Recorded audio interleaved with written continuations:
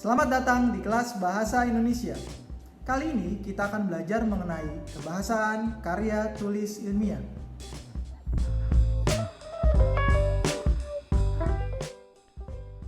Yang pertama, bahasa atau pilihan kata yang bersifat impersonal.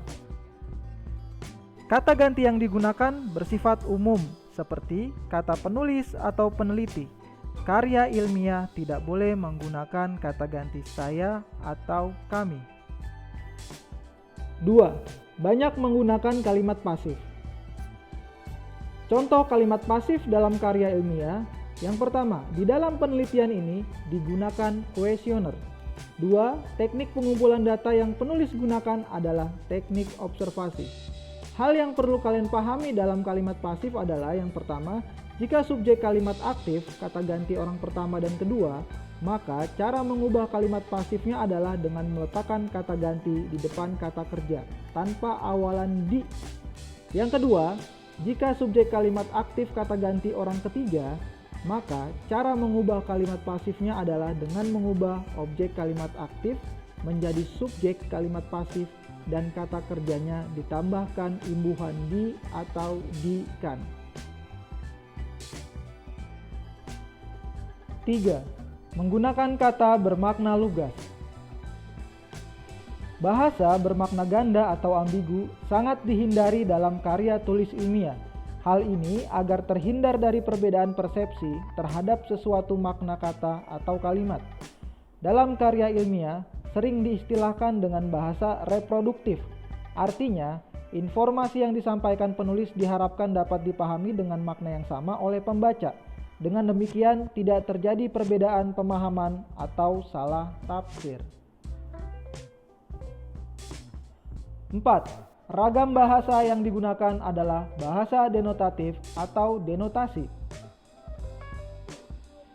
Membedakan bahasa denotasi dan konotasi. Yang pertama, denotasi adalah makna kata yang tidak mengalami perubahan sesuai dengan konsep asalnya. Kata denotasi tidak mengalami penambahan makna. Contohnya adalah pasukan pengibar bendera itu melakukan gerakan jalan di tempat. Artinya adalah tidak berpindah.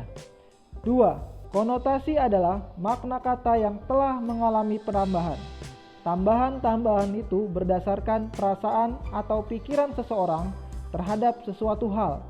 Contohnya adalah selama 10 tahun beroperasi, perusahaan itu jalan di tempat, artinya tidak mengalami perubahan atau kemajuan.